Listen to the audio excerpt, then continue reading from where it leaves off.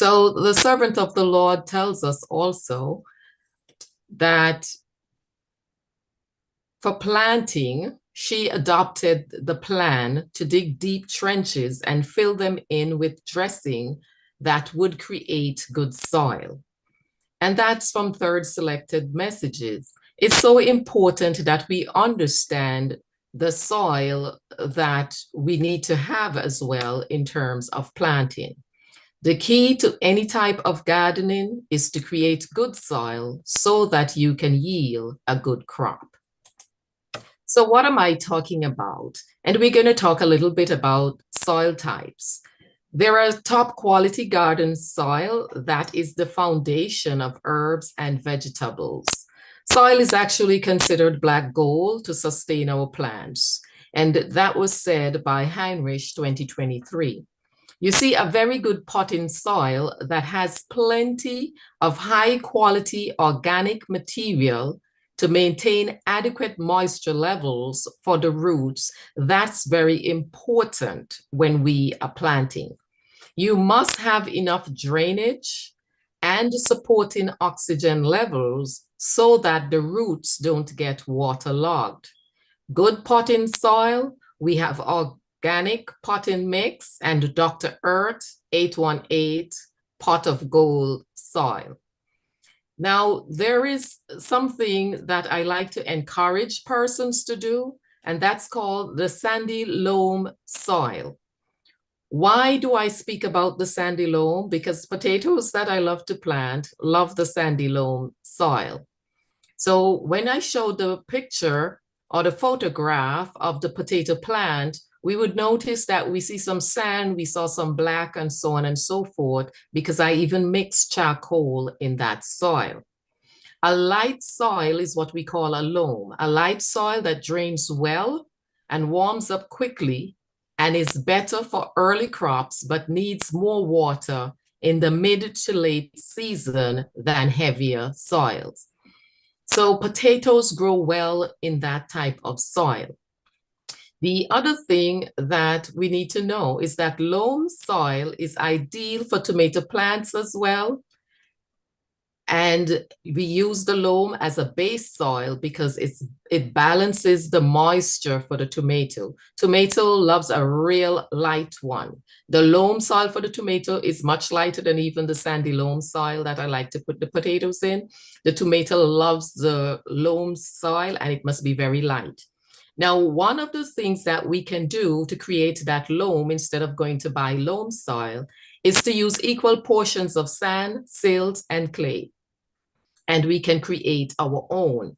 The other thing that we can do is to make our loam soil become rich. And I'll explain that as we go on. So we need to position our herbs in an outdoor sunny spot. Make sure to check the moisture levels by putting your finger or a moisture meter, and I would recommend using the meter, the moisture meter. Make sure you have also a soil tester and a water tester. Why do I say a soil meter? Because sometimes the soil here is not good and persons can pick up bacteria and other things from soil. I remember a friend that is a very good gardener himself, and he actually used his hand and then something came out on the hand, but thank God he had charcoal to drink some and to make a poultice to get rid of that situation. So make sure to check the moisture levels by putting a moisture meter in the soil before watering, because you don't want to waterlog your herbs. Never plant in a pot without draining holes. It's great that when we plant our seeds at first or our young herbs, that we water and let the water drain right through those holes. And then we're not going to be watering the day after or the next day until we use that water meter and see that the pot needs more water. Also, if we decide to use raised beds, they are the perfect place to grow your herb garden because they're easy to tend, water, and harvest. And I've actually done that as well. I have my husband make me some raised beds as well. But what I did, I purchased the net and those arc shape to put over and to have them covered to protect them from the animals and the wildlife that we have here in Pennsylvania. So for your outdoor raised bed, use outdoor potting soil such as Miracle Grow Performance Organics Raised Bed Mix. Now, I will tell you, you don't necessarily have to use that. If you're comfortable with it, you can. I am not very comfortable with most of the soils that are being sold. A lot of them are not good. Some of them, they come and they have gnats in them and, bring other things to your garden. So if you have a good soil in your yard, you could actually take that soil and mix it. Mix it, get some sand, mix it with some sand. Prepare a good compost. All of your organic vegetables and fruit peels, some of the greeneries that we cut, the lawn, the roses, and so on, you put all those in there. And if you have a carpenter or builder nearby, well, I have my husband, so you could actually use when he cuts the wood, and you get all of that remains, you put that into the soil and mix it in as well. You can also use some of your dry leaves, make sure that you ground them and mix them in there as well. And I also go to another level by using charcoal. When my husband burns the wood, I would, make sure that I crush it up and I add it to the soil as well. And even in the photograph that we showed before, we saw all the blackness in there. That's the charcoal. Now, here is another thing that I tell persons. Sometimes we have things that we use personally and they may expire. And what some of us do, we just throw them out. I tell persons, don't throw away your vitamin C, especially if you have things like camu or alma, or even your charcoal, your activated charcoal. Don't throw them out. They can be used in your garden. There are some fruits and vegetables that they love their vitamin C. You mix that camu in the water and you use it to water the soil. So don't throw out those things that we can use otherwise. And last year, just as I showed you with the demonstration, when I made the banana peel water, I still do that as part of my watering process as well. So if you decide to work with the native garden soil that you have in your yard, you can mix 50-50 of your existing garden soil with some healthy compost, as I just described, and this will make a rich, perfect soil for growing your herbs. So I would tell anyone, if you're just a beginner when it comes to gardening, you just decided, hey, I want to start gardening as well. One of the things that you can try, tomatoes, because they grow easily.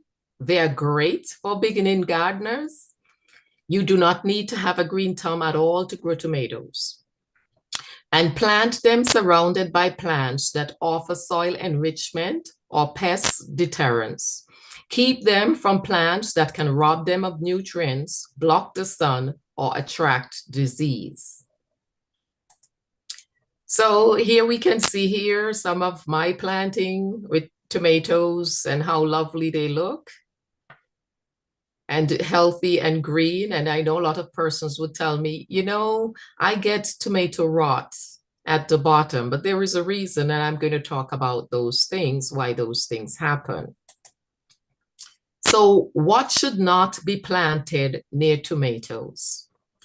Cabbage, broccoli, cauliflower, kale, Brussels sprouts, and kohlrabi can stunt the growth of your tomato plant because they outcompete them for the same nutrients.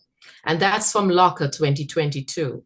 And I realized this based on research because I did some bad combination on my own. And I realized that, hey, my tomatoes weren't growing as nicely as they should. And then I realized that some of these things stunt the growth of your tomato.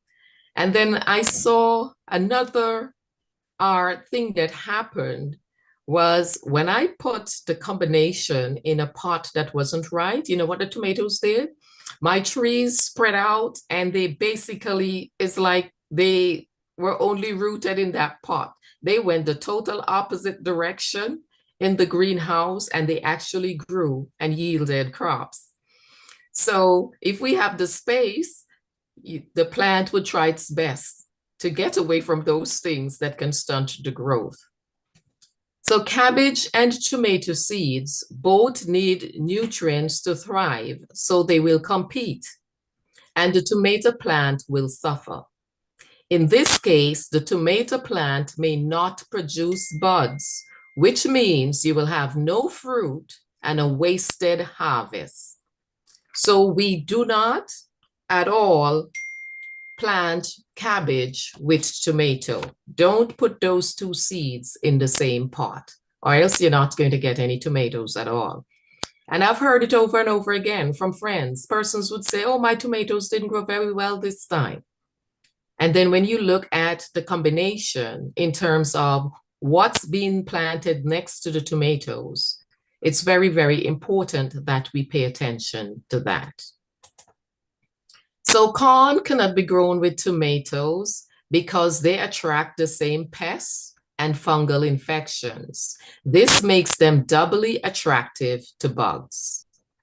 Fennel will inhibit the growth of tomatoes. So fennel is best grown in a pot or patch by itself. Fennel is not a companion for most vegetables. So remember, I know we love to plant our herbs, but when we plant fennel, remember it's fennel and fennel only, because it is not a good companion for most vegetables. It works well with recipes with other vegetables, but not planted together. Dill is one of the herbs that does not go well with tomatoes as the plant matures. A mature dill plant ready to seed can inhibit tomato plant growth. When the dill is young, it can be next to the tomato plant because it repels the aphids, the tiny bug pests that can affect many plants. Some people say aphids, some people say aphids, whatever your choice is, that's fine. Tomatoes and potatoes both belong to the same nightshade family and need the same nutrients to grow. So they cannot be planted together, because what you will find happening is that they're going to compete for the nutrients. Eggplants also belong to the same family and are susceptible to blight. Blight is a fungal disease that rapidly spreads, so the tomato planted nearby will be more vulnerable to blight. So that is why you don't put your eggplants near to the tomatoes as well. So what should be planted near tomatoes? I'm sure some of us are asking that question right now. Asparagus and tomatoes are the best duo in the garden. You see what happens? Tomato will repel the asparagus beetles, and asparagus will keep away the nematodes in the soil, which can harm tomatoes.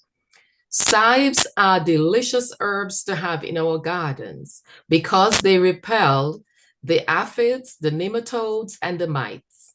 They are excellent companion plants for keeping tomatoes and other plants safe. Lettuce can be planted near tomatoes to help keep the soil moist, while the tomato plants provide some cover for the lettuce and stop it from bolting. Marigolds, this is another one that I actually do. I would put marigolds between my plants as well, my vegetables and so on, because they are bright, beautiful flowers. And guess what? They attract bees and ladybugs that are good for our gardens because they keep away the aphids, the slugs, and the tomato worms and snails that love to munch on our tomatoes. So it's always good to have some marigolds with the tomato, because the marigolds also can keep the soil healthy for many plants, including tomatoes. So here we see some lettuce that I have growing, sorry. And let's look at carrots. Carrots and onions grow well together because onions will keep away the carrot flies and the aphids, right? Leek, rosemary, and sage can be used in place of onions. So if you don't have onions, you can use leek, you can use rosemary, or you can use sage. Raised beds are great for elephant garlic and for carrots and onions. Moms, I don't know if you are familiar with that little flower that they call moms. Moms are great to plant with beans or even chrysanthemums to deter the Mexican bean beetles. So when we have beans, we can put some moms, we can put some chrysanthemums. So you can see even flowers can play a very important part. And I learned a lesson from this as well.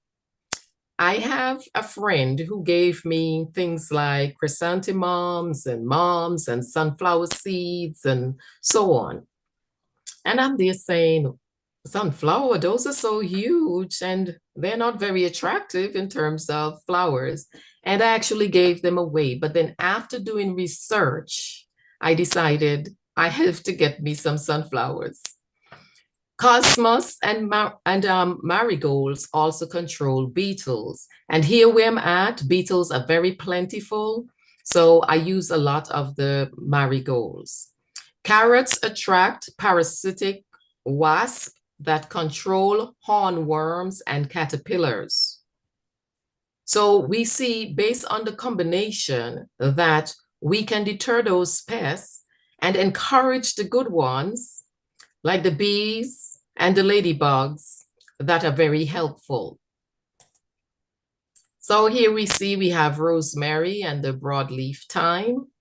Those are being prepped. So what do carrots grow well with? Radishes and carrots grow well together because the radish will actually loosen the soil for carrots to grow. Legumes and peas are another healthy choice for carrots to grow well because they are nitrogen-fixing plants and improve soil fertility. Now, this is something that I learned a while back since in the Caribbean, because I've been planting back then. Since I was a little girl, I was planting with my grandfather. He was like a burpee guy, loved the burpee seeds and would plant, and I've been doing planting with him since as a child. And one of the things that we would do, it's called crop rotation.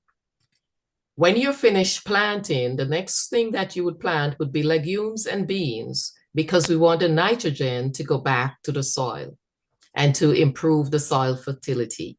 So instead of just depleting the soil of all the nitrogen and all the good nutrients and continue planting, we do a rotation and we would plant legumes and beans to replace the nitrogen. Carrots grow well with other vegetables or herbs that have a strong fragrance that repel pests and rodents. So you see all these oregano and basil and rosemary and stuff that have the strong smell. They are like that for a reason. And then we have our herbs, the scallions, the onions, even tomato has a smell, and it's for a reason. So the most common companions are scallions, marigolds, onions, tomatoes, and lettuce. The solanine from the tomato plant is a natural insecticide to keep away pests. So you see the tomato plant, that smell that we normally smell, is actually the natural insecticide that will keep away pests from the tomato plant.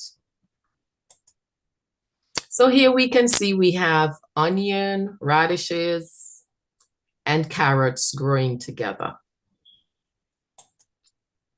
Oregano is also great to grow with carrots because it keeps away the nematodes again and rust flies and also improves the flavor of the carrot roots as they grow. Oregano is great to have in your garden to deter these pests. Cilantro is an exception that can be grown with carrots because of its natural pest prevention. It keeps away the carrot whiteflies, rust flies, aphids, the lygus bugs, and also the nematodes. Rosemary is great to keep on the margin of our garden to keep away pests and not take up the carrot's space or shade. So here we see some cilantro that I am growing. Herbs that you cannot plant with carrots. Fennel releases certain chemicals in the soil that are not good for carrots. Dill produces compounds that will stunt carrot growth. Parsnips are from the same family as the carrots and will attract the same pest. Carrots love the cool spring and fall weather and takes about 70 to 90 days to mature. So let's look a little bit on onions. The pungent sulfury smell is what gives onion its pest repellent properties. Also, its bulbous root will not interfere with plant growth. Another plant in the allium family is the scallion. It is also known for its pest repellent properties. They are rapid growers with non-competitive foliage and roots. Very similar to onions and scallions, leeks are good for masking the smell of other vegetables, thus making it harder for pests to find them. So you see, leek would basically cover the smell of our nice, good vegetables so that the pests cannot find them. And that's a good thing. So that is why we need to have some leek and some scallion and some onions planted with the right things so that we can get the results that we're looking for. So here we have some leek and some scallion. Cabbage. Cabbage needs regular water and compost and pairs well with carrots. They both can thrive in cool weather and have different growth habits. Carrots need on-the-ground space, while cabbage needs less root space, and they share no pests. Beets are also great companions for cabbages, but lettuce is an excellent choice. They both prefer cool weather, and the later will mature in half the time of the cabbage. That should have been later, or the latter. And the latter will mature in half the time of the cabbage. Dill grows well with cabbage to improve its growth and to attract wasps that eat cabbage worms. We all know that cabbage basically grows its own worm while they are growing. Cabbages have their own cabbage worms. But if you plant dill with the cabbage, you will find that wasps will come around and they will eat those cabbage worms so that they do not destroy your cabbage crops. Sage is another great companion of the cabbage because its strong scent deters cabbage moths and their worms. So sage is another choice as well. So worst companion plants for cucumbers. Potatoes are heavy feeding tubers and will compete with cucumbers for nutrients. So we can't put potatoes with cucumbers at all. Sage will stunt the growth of the cucumbers and its strong fragrance will affect the subtle flavor. So it would actually affect the taste of the cucumber, so we can't put sage with it as well. Mint will infringe on the cucumber's space and steal their nutrients because we know how mint grows rapid, so it's going to infringe on the space. Melons attract insect pests that feed on cucumbers, so we can't have our melons close by either. Fennel is not only a bad companion for cucumbers, but for many vegetables. It secretes substances from its root that inhibit the growth of other plants. So here we see potatoes growing. That's when the soil was just set. And if you notice at the top here, I have some garlic there at the top, and these are all potatoes. And this is a mixture of soil to get a light loam so that they can grow well. And if you see how they grow up nicely. Cucumbers, herbs that grow well with them are: dill repels insect and attracts beneficial predatory insects like wasp and ladybugs. Dill encourages pollinators to aid cucumber pollination. It also improves the flavor of cucumbers. Now, this was something that I was very happy to research and to know about the dill plant, knowing that it will bring about the wasp and the ladybugs and so on, and the pollinators. Because one year, without me understanding that, I was like, I'm hardly seeing any bees going into my greenhouse. But I actually did something that was very creative and it worked. I had some honey from my brother-in-law from the Caribbean, the natural honey, not mixed with anything. And that honey, because it's natural, it basically attracts the bees. So as I put the honey in there, I noticed a lot of bees came in. And then they found out about the greenhouse, and every day they were coming and going. And also, as I learned about the dill, I started planting, all these different things and putting them in different areas. Oregano repels insects that are pests, and that's true. Onions will repel insects with their distinctive smell. Chives repel pests with their scent. Cucumbers also grow well with peas, corn, beans, and lentils, which increases nitrogen in the soil, which benefit the cucumbers. Marigolds and sunflowers are great for repelling beetles, thrips, and other destructive insects that can destroy your cucumber crop. Sunflowers are pollinators' superheroes and will increase the cucumber crop yield. And that's from Leverett 2023. So it is so important if we're growing cucumbers, have some marigold close by, have some sunflowers close by, so that those destructive pests that would destroy your cucumber crop will stay at bay. And of course, the pollinators, the bees would come in, the wasp would come in, and they would pollinate the flower of the cucumber crop, and you will have a great yield. Zucchini and squash. The best companion plants are beans because beans take nitrogen from the air and fixate it into the soil, which benefits all plants, including heavy feeders like zucchinis and squashes. Flowers like nuts, the nasturtiums and marigolds are great for repelling pests such as flea beetles and vine borers. And I did have an experience with vine borers one year because I planted my zucchinis a little bit too early. And it was the time when the borers were actually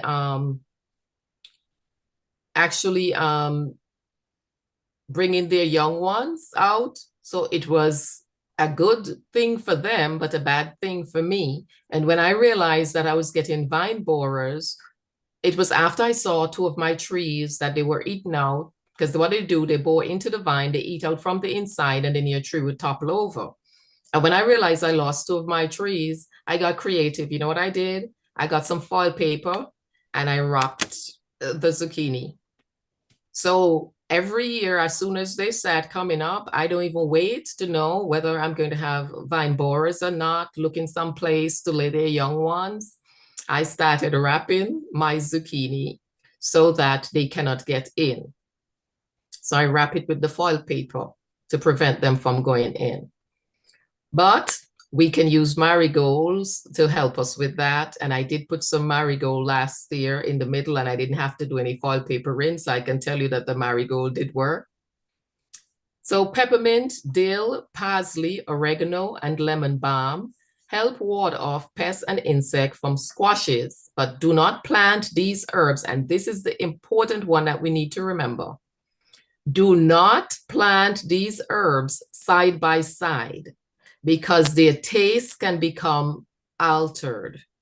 Too many strong herbs together, not good. We mess up the herb crop. Peppermint, dill, parsley, oregano, and lemon balm, we cannot plant them side by side together. Okay? So here is my zucchini. Spinach.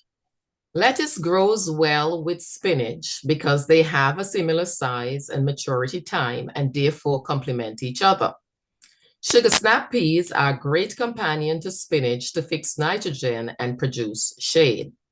Kale will maximize space and provide shade. They will not compete for nutrients. So you could use any one of these things when it comes to planting spinach with something else. Switchard will help to maximize your spinach yields because the switchard will loosen the soil and provide shade as well. Scallion will help to repel pests and maximize space. You can tuck scallions in the corners of your spinach garden to repel aphids, whiteflies, and mites. Here I'm showing you some garlic. And then pumpkin. Chives repel pests and improve the soil fertility and their root system. So if we want the soil to be fertile, we can plant good old chives. And guess what? They come back up every year. Mine is already up. So I don't have to go planting anymore. Dill attracts beneficial insects such as ladybugs that prey on harmful spider mites and other harmful pests. You know, one year we had so many ladybugs for the summer, and I was busy out there trying to get rid of the ladybugs. And then after doing research and realized how good they were, I just leave them alone because they can get rid of a lot of the harmful pests. Tomatoes can be a great companion plant during the summer since they require similar growing conditions. Beans, corn, and sunflowers are other companion plants for your pumpkin garden. Eggplant. Kale, mustard greens, broccoli, and cauliflower are great companion for eggplants because they keep away many pests that love the purple eggplant fruit. Tomatoes are in the same family and are a great companion as well because they enjoy similar conditions and will enhance flavor. Legumes and beans are great as well because eggplants are heavy feeders and use nutrients quickly, especially nitrogen for the soil, and legumes and beans are nitrogen fixers and replenish the nitrogen as needed by the eggplants. Radishes create beneficial soil conditions for the eggplants by aerating the soil. They will mature much earlier than eggplants and can grow between them because by the time your eggplant is ready, you would have already harvested the radishes. I find that they always come in so quickly before anything else, the radishes. So when we look at pepper, cilantro, rosemary, basil, parsley, dill, chives, oregano, and sweet marjoram are great companions for peppers because they grow close to the ground and will not compete with the peppers for space. Cilantro masks the smell of peppers and confuses garden pests. It also attracts ladybugs and lacewings that will destroy harmful insects and pests.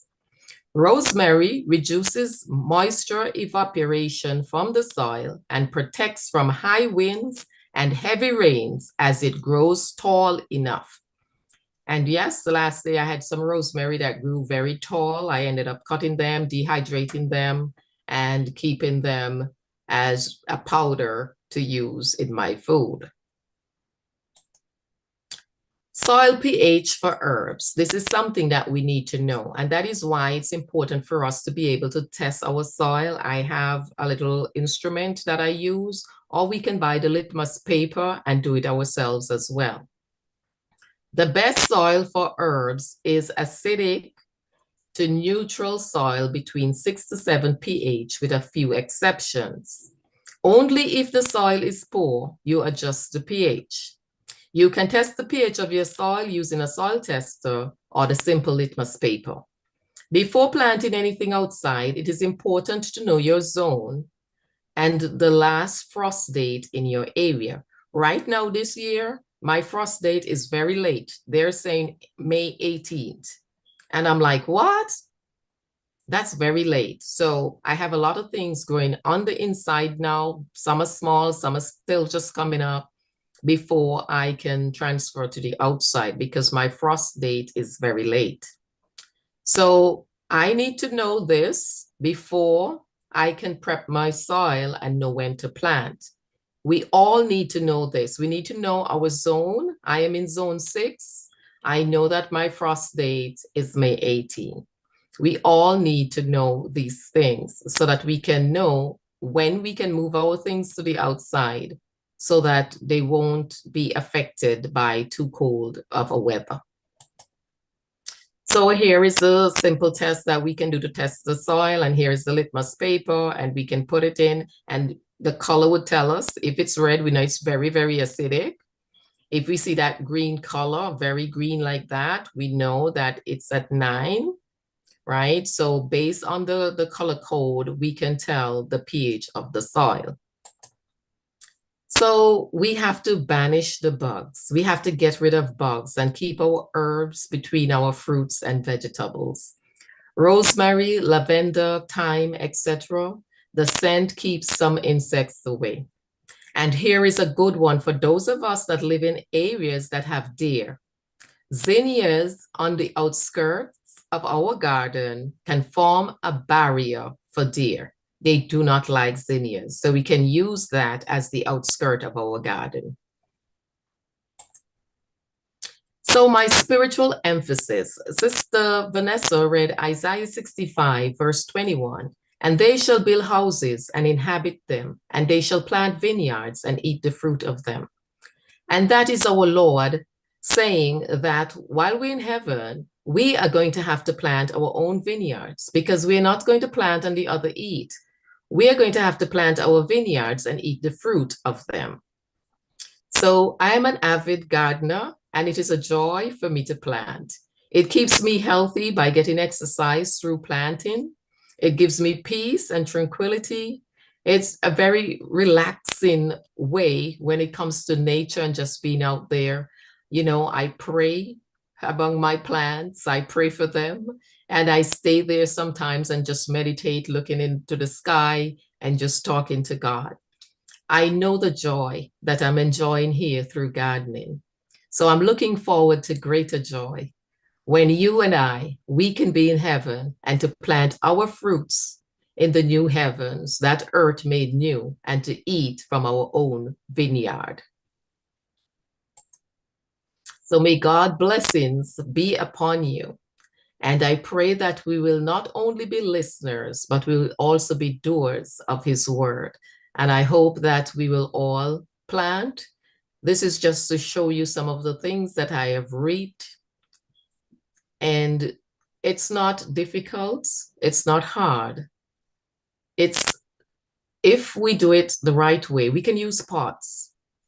I love to use the grow boxes that carry at least a gallon of water in the bottom, where I don't have to go watering every day because I still work and I'm not at home. So with that, I don't have to go watering every day. Most of the times I just come home, I just look to see how things are, see if there's anything that I need to prune, anything that I need to clean, because we need to keep the leaves of our plants healthy and clean to keep away pests and so on. And then we can reap healthy produce. Look at my yellow string beans. Look at how healthy, you know, we can all reap the burgundy okras. We can all reap healthy things in the end. And these are my potatoes as well that I've grown. So thank you all, and it's now time for questions.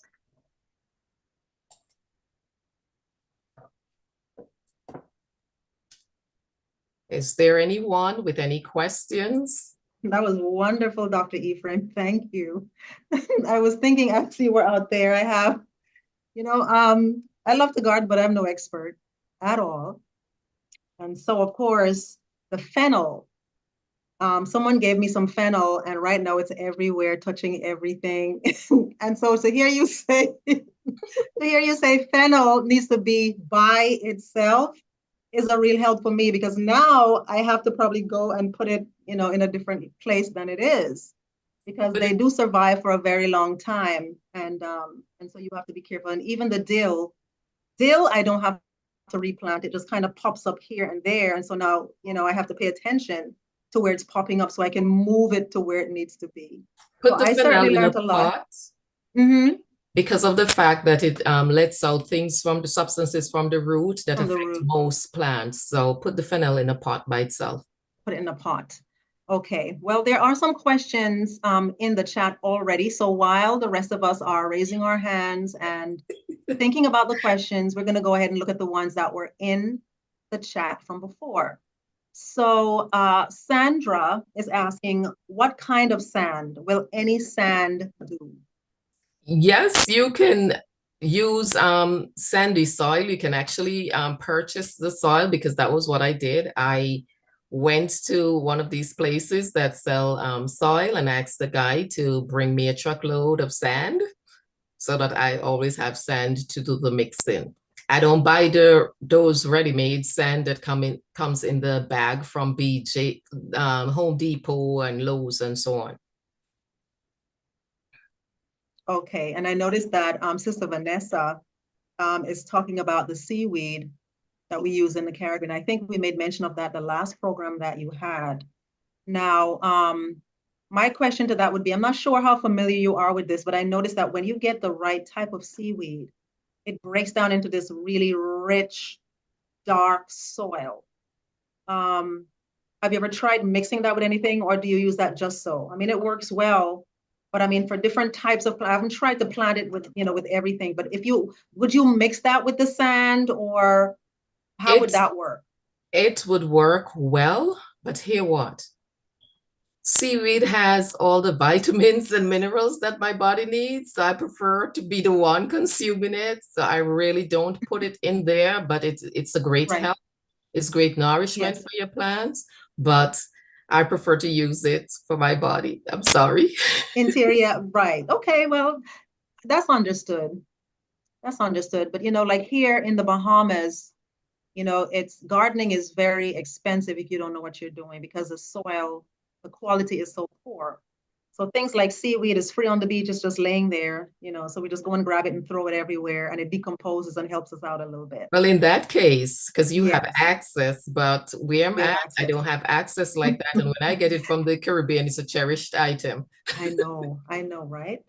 All right, and so I see a question here from Sandra, and she's saying if you could remind us, I'm not sure she was here for the last program, about how to make the banana fertilizer. Remember, you were doing the banana peel in water and so on. Okay. What I actually do is that I save the banana peels and then I would boil water and pour on it, let it steep for at least 2 days, 2 to 3 days.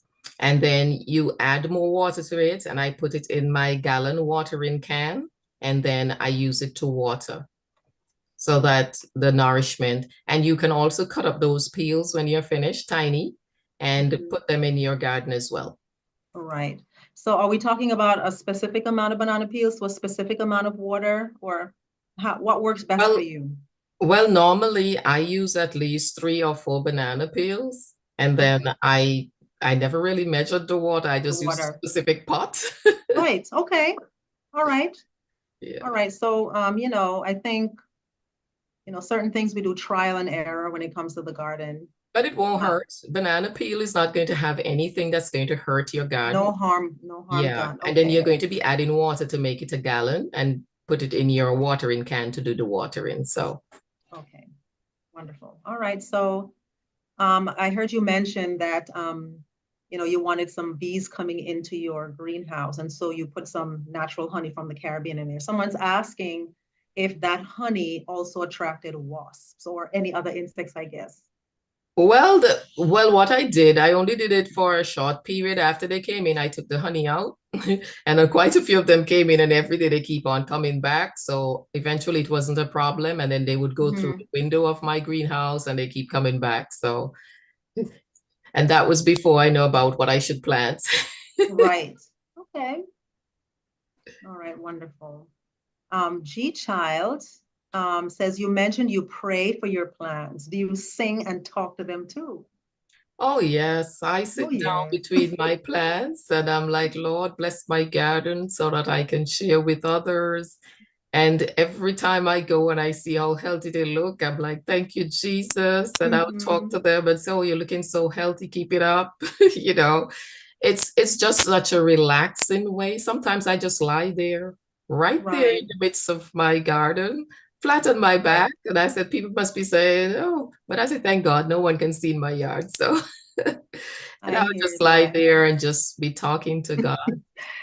Yes, ma'am. I think it makes a big difference. I think that I remember reading something in the Spirit of Prophecy, and I cannot tell you where it was, probably from Patriarchs and Prophets, where it says that the plants opened up the secret of their existence to Adam. He would just go and they would just peel back layers and just, he would just see the beauty of them. And I think, honestly, that I think that we're made to interact with all forms of life and that we're stewards of all of them. They're lower life forms. And I honestly believe that they respond to our communication, whether we understand how they respond or not, but the research shows that when you go and you interact with them, they actually grow better. All right. So yes, ma'am. Okay. Someone's asking where you live. Oh, I'm actually in Pennsylvania. Okay. What's in purple dish? Oh, that's the lavender. Oh, okay.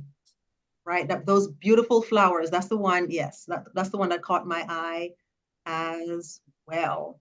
Now I noticed that there was a hand. A hand was up. Was that Sister Marilyn? Sister Marilyn, you could go ahead and open your microphone if that was you, and you can ask your question before I proceed with asking a question from Samsung SMA226BR. Did someone have a hand raised?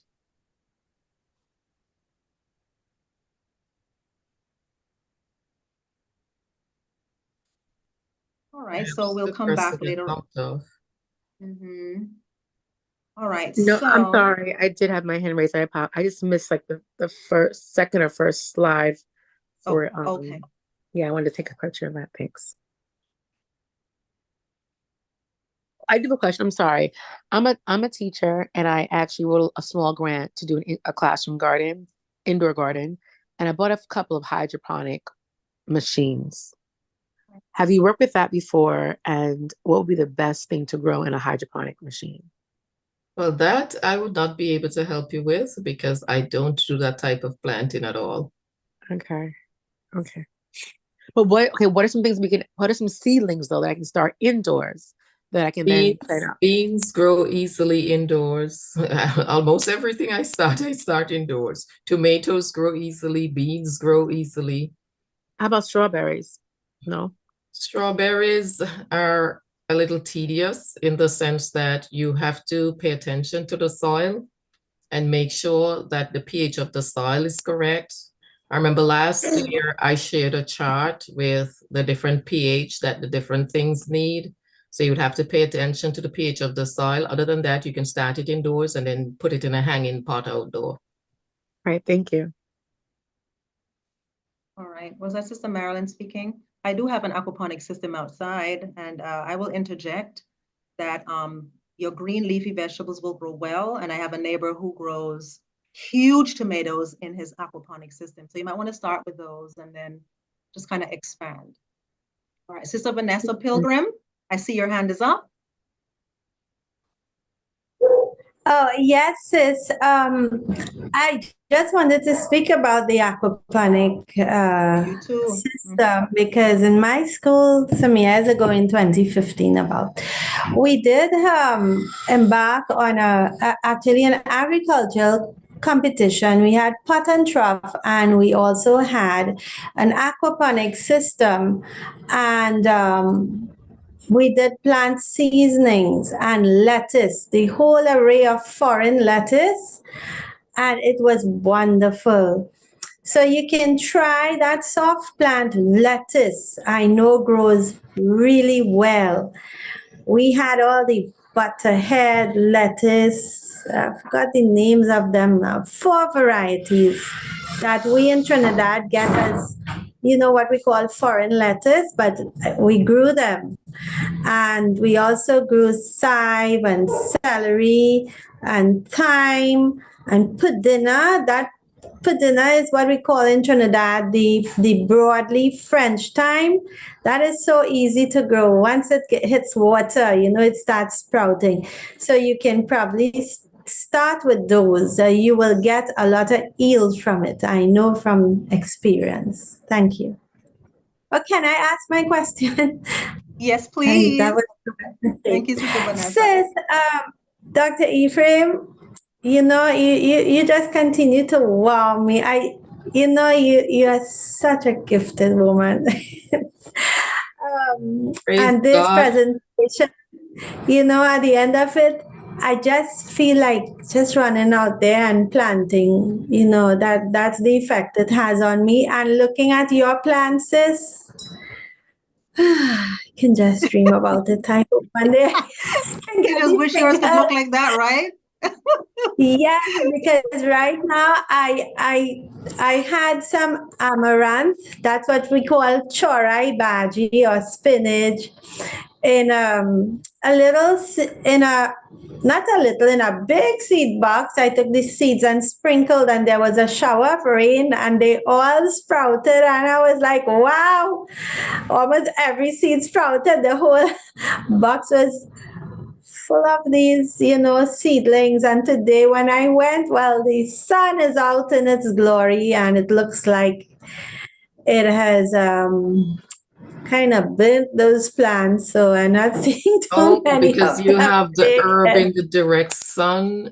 Sometimes some of them need a little Yes, shade, and that is why right. And you plant other plants the to thing give them the about shade. it, yeah, the thing about it here too, in the village that I am in central Trinidad, wherever we're getting the water, perhaps from the desalination system, I find when I water my plants, any plant, they die because of the water.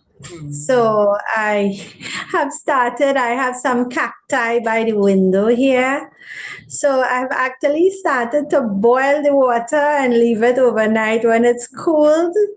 And I water the cacti with that.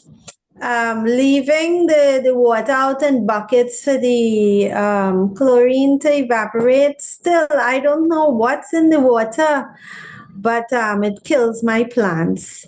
So my father and my father years ago, when I was a little girl, he tended a kitchen garden, and I expressed the same feeling because my father, he was an agricultural extension officer. And when he came from work, he wouldn't even eat at home. He would just take off his clothes, put on the garden clothes, and just run across the road to the garden with me. But one thing I noticed, he did plant onions in those days. And he always spoke about the Irish potato, but in light of it being poisonous. So what I want to know is, can we in Trinidad here plant Irish potato? I don't know if there's something with the ripening of it, or if when it's green it's poisonous. If we have to be careful with it. Yeah, that's what I want to know about Irish potato. You notice when I showed the potatoes, you didn't see any green at all on them. Anytime you see that green, don't eat them, because then it's going to be poisonous. It's not fully matured. So Okay. that's what you have to pay attention to. Anytime you see any green in that skin, not ready for you to eat. So what would the poisoning of it manifest as in symptoms in the human being? Well, honestly, I don't know, but I know that they tell you anytime it's green, it's not good to eat. Even if I purchase the organic potatoes and I see any with green, I don't use it. I Okay. just never tried. Thank you. Yeah. Okay, And I'm so I not hope too that much of a big also, fan of Irish potato, even though I grow it. I don't really grow it on a large scale because the sweet potato is much better. yeah, Because with the Irish potato, as soon as you eat it, it goes directly to starch. With the sweet potato, it's time release. The carbohydrate is time release as the body needs it. And that's what makes a big difference. And uh, it's not going to give your body inflammation. The Irish potato have an effect even on the heart when it's fried, like persons that like to give their children fries. Doctors are now saying as soon as they finish eating that, anything like 15 minutes after, the heart rate can increase. wow. So the information that you gave about the potato, would those conditions also apply to the sweet potato when you plant it? Oh, sweet potatoes. I never see no green on those sweet potatoes, though. Oh, no, I don't mean the green. I mean like companion planting, the type of soil, that kind of thing. Oh, when I plant the sweet potatoes, I actually just plant them by themselves. That has a separate location by itself. And because with the sweet potatoes, the vine Right, itself is good, edible. Some people say they use it. I don't know. I've never used it right. because I don't know about that. But any type of sweet potatoes, It's they are good. all good for the body. And if you're a person trying to eat anti-inflammatory foods, you're better off eating the sweet potato. It's much more healthy. Okay. And so Samsung SMA226BR, I hope your question was already answered about the poisonous you know, portion of the green potato. And so someone here who lives in Canada, that's Judith. She's asking that if the plants you mentioned can grow in the wintertime or only in the summer. There are some plants there that like the cool things like broccoli, things like cabbage. You know, there are some plants that the cool doesn't really bother them like that. So, and then again, you have to pay attention to your area. And of course, you can grow them on the inside. You know, if it's difficult to get them to grow on the outside because it's too cold in your area in Canada, you can grow them on the inside. You know, you can use a pot and get a good yield. I tell Wow, persons two pots good enough for you to get some good things. it's true. It's true. That's wonderful. No matter where you are right now. All right, so G Child has been having, I guess, some trouble with her rosemary. And so she's asking, what kind of soil does rosemary prefer? You see, when we're talking about herbs, like I said, anything between 6 and 7 in terms of the pH, maybe what happened in there is that that soil is not healthy and you need to add some good rich compost and mix that soil. Or what you can do, if you like to buy organic soil, you could try some of that. Get some organic potting soil and mix it with some good compost and plant your rosemary plant. Start it in a pot and then transfer it when it's big enough to the outside. All right. Wonderful. Okay, this is awesome information. I mean, blessings to your ministry. I hope you're reading some of these messages, Dr. Ephraim. Yes, I am. Okay, wonderful. And so yes, Marcia, the program is live on YouTube. And so once we are done, it will also be there. Okay, I'm searching for more questions. Somebody's asking, is it green or ripe? I'm not sure what particular part of the program they were asking that question. MG,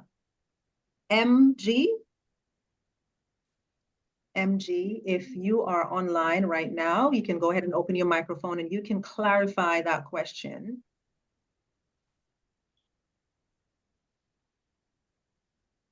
Okay. Yeah. Oh, it's the banana peel. Go There you ahead. go. The banana peel. Right. Yeah. So when you do the banana peel fertilizer, is it ripe or green banana? Oh, it's That's the ripe bananas that I use. it's the ripe The banana. organic ripe banana peel. I see someone talking about the organophosphate poisoning in the melangene that they ate. Because you see a lot of people grow a lot of things with pesticide, and especially when we're buying these things in the US, when we see that they smell very high, know that they're grown with a lot of pesticides. And certain things, especially things where you have to consume the skin, make sure that, it's organic, even though, that has its problem of its own. They don't use as many chemicals as the other. And we have to ensure that we're washing things properly. I would say use some warm salt water to wash things properly and so on. Certain things I really don't eat from the outside. I prefer growing my own. And I'm so sorry that that happened, to a mother and her children, because it is so Wow. sad that you go out to buy the food and then you have that experience. And then I see someone asking about the sarcasm seaweed. Right. That smells so bad. I wouldn't even think about eating that as food because it smells very high and it's becoming a problem in a lot of the beaches in the Caribbean. And also it blocks the oxygen from the fish as well. You find that when it's actually a lot that they die. So I wouldn't go trying that out because I don't like the smell of it. Right. Okay. I noticed that someone is asking if there are companion plants for strawberries, and also what you think about growing in used car tires, Oh, using them as a container. well, the last time I spoke about, using the right type of things and be careful that we're not using things that would leach into the soil and into the plants. Use car tire, I wouldn't plant in the car tire. If it's an ornamental plant that I'm not going to consume, hey, okay, because I'm not going to eat it. Right. But I would not plant something that I'm going to eat in used car tires. I would say we have to buy the appropriate pot. Remember, I spoke about, some persons buying even pots that are have these finishes, and those things would seep into the soil and into the plant. So we have to be very careful with what we are buying and what we are using. And again, as with everything else, we have to read and we have to do our homework and to follow the cautions as much as possible. All right. Thank you, Dr. Ephraim. So there's a question from Ellen in the chat, but just before I read that, Jay Lee, I'm going to give you a chance to open your microphone and to ask your question. You could go right ahead. Good afternoon, Dr. Ephraim. I just have a quick question. Are you familiar with the Korean natural farming by chance? No. Okay. All right. Okay. I just thought I'll ask you that question. But some of the stuff that you have mentioned, it's pretty on track because I do organic farming in Canada. And yes, That's we have great. to be very careful. Yes, yes, yes. And um it's you have to be very mindful of what you are consuming now because right now actually they are cutting down on the seeds that we are trying to get, like especially the heirloom seeds. Mm-hmm. The US government is blocking farmers from actually buying X amount of seeds because they are more pushing the GMO seeds. That's what they're doing. And it's really not good for anybody at all. Also, Right. Doc, if you do have a chance, go on YouTube and look at Korea natural farming. That aligns with what we do as Seventh-day Adventists. And one of the things with that GMO seeds is that why I would say if we can afford it, to get a greenhouse, because if you have a neighbor and they're using GMO seeds and Yes. things blow over to your yard, then your plants are GMO now. They are no longer, and especially in terms of pollination and all that, they are no longer heirloom Unfortunately. seeds, right? They become Unfortunately. contaminated. So Yes. from the wind and from the pollinating.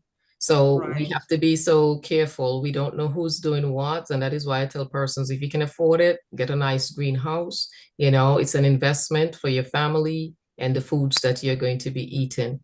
The person that's asked about the strawberries, I don't put strawberries with anything because I use the hanging pots for the strawberries. So strawberries basically grow on their own because they're higher up, because they hang high.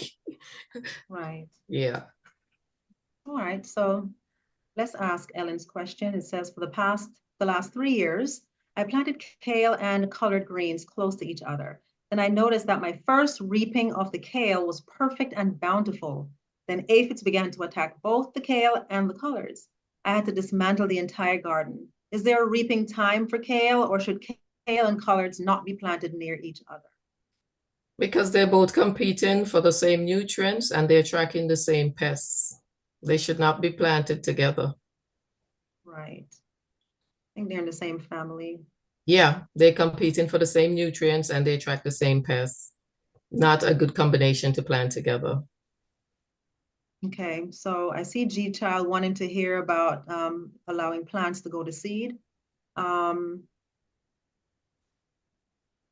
Okay, he or she is saying some of the seeds will not germinate. They're 4 to 5 years old and have been kept in the refrigerator. I don't know if it's GMO or for one yield. G Child, Dr. Ephraim, you want to address it? I don't know about putting seeds in the refrigerator. I've never done that. I put my seeds in a dark place, and I love the Mylar bags and just seal them and put them in a dark place until I'm ready to use them, and my seeds are good. Right. Okay. Oh, somebody asking about worm casting. I try not to use certain things. And I have not done that. Yes, some worms are healthy for the soil. And yes, by nature, worms are in the soil because they help to aerate the soil for the oxygen to pass through. But I wouldn't definitely go just doing worm castings. Not something that I'm a lover of seeing anyway. So. Okay. All right. Okay, I see Okay. Mercy's making mention of is it Korea or Korea? It sounds to me like she said Korea. Right. I think Natural planting, Korea. I think I've seen it online.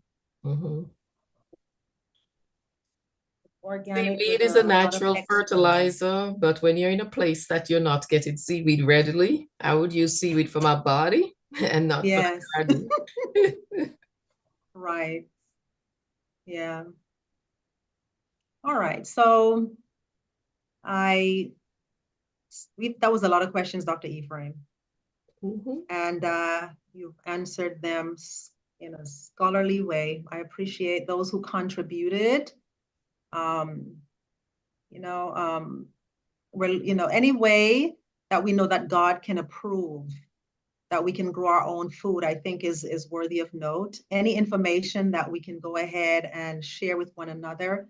And Dr. Ephraim, when it comes to something like this, I'm going to personally ask that you give us a challenge, man. I mean, a lot of us, we love to garden, and some of us just come on because we know we should be doing it, but we need an assignment from the professor. Need an assignment, something to push us forward and move some of us to the next level. Because of a truth, it's necessary. It's no longer a hobby. You can't even think of it as a hobby anymore. To me, this is life and death. It's survival mode for God's people. And so a program like this is completely valuable. And even if you have friends that could not make it out to the program this evening, I see that Sister Rhonda has shared the link to the YouTube channel. Please share far and wide. And one of the questions I have, Dr. Ephraim, is do you also do gardening consulting? I know you do other types of consulting, but do you do, can people reach out to you for, gardening help, gardening advice, that kind of thing? Do reach out What to do me. you think? People do reach out to me in terms of gardening and so on. As a matter of fact, I have a friend who, when her plants, they're not doing too well, she would say, Yes. you're good with these things. And she would tell me, beat her, and she would give me the plant to take care of. But that's what I'm saying, though. But what about those who aren't your friends, your close, They can reach out. They can reach out and ask questions. Of course, I'll answer. Okay, wonderful. Wonderful. That's wonderful to know. Dr. Ephraim, did you tell everyone that you're gonna have a part 2 to this where you go Yes, outside? I'm going to have a part 2 when things grow up. I'll take you back to my greenhouse because right now things are very small. So when things grow up, we will have a part 2. Okay, so perhaps this is a good time to, give us like a little assignment so that when we come back the next time, we have something to say, what we've been growing, how it looks, how we've used the advice. We should all be planting, especially the times that we're living in, to make sure that we have food, because we're going to come to that point where we can't buy, we can't sell. And what are we going to do? We have to not only plant, but we have to preserve our things as well. Absolutely. I dehydrate a lot of things. I powder a lot of things. So I have a lot of things that I've planted. Stored up. And after but even right now, you can't even trust the things you buy in the store. It doesn't matter how healthy they claim to be. That is true. So we're going to have to make some decisions and make some very wise decisions, because we know what we're eating if we're doing the planting. And one of the things that I do as well, some of my seeds are not from here. I get my seeds from the Caribbean because I'm sure of what I'm getting from my brother and sister. Right. Because I have a brother-in-law that's into planting as well. Fix it. I have a brother-in-law that's into planting as well, and beekeeping and all that. So, so that's some of the things that I do. And back in the day when we were buying heirloom seeds from Eaton Brothers and places like that, and this other place on Baker's Creek where I have a friend and so on. When we get those seeds and we plant and let things give you seeds, so you have continuously have seeds that you can plant again and replant. Because if we don't do things the smart way, we're going to come to a point where we have nothing. And a lot of our herbs too, they will come back up. I had oak root, it's coming right back up. Your chive and different things, they come right back up. Peppermint is one you don't get rid of, and they come right back up. So Vanessa, your microphone is open. So if we do that, then we should be, in a good place. Right. I'm not speaking. It wasn't open. I think it wasn't you? No. Someone else? Oh, I'm so sorry, my dear. That's okay. That's Jesus. Yes, and canning is another thing that, canning in glass jars and stuff. A lot of individuals do that. Yeah, that's the one I do for right now. All right. Yeah, because, when you plant only a little bit, for example, that kale, it just keeps giving. My collard green plant, it lasts for 3 years. It just keeps giving. And the more you take, the more you... I'm tired of sharing. You share and you share and you share. And it's a good thing, but I think a lot of the things we start learning how to preserve.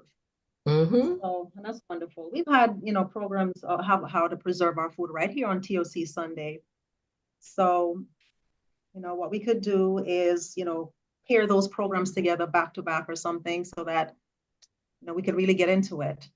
But God bless you, Dr. Ephraim. This was wonderful for me, and I'm sure for everyone else, just based on the quality of questions, the quality and the volume of questions that were asked, that people really learned. And, they're looking forward to that part 2 as I am. I'm not sure if there are any announcements, Sister Rhonda. Is there anything that we need to be saying before we close out this evening? Just that we are going to be here tomorrow. Very, very important. For those of you who join us for our devotional time in the mornings, we will be beginning as of tomorrow at 5 a.m. And so we invite you to join us. Same link. We are here from 5 a.m. in the morning for our practical Christian living, followed by our devotional time, Higher Ground Experience. Thank you so much, Dr. Ephraim, and thank you to the Beans for moderating and singing. We were so blessed. Thank you, Sister Vanessa. And yes, the YouTube link is there for everyone who would like to go back and watch the replay. And when you go on, you can go to the live feed and find even the one that Sister Bean mentioned about food preservation. So that's also there. All right.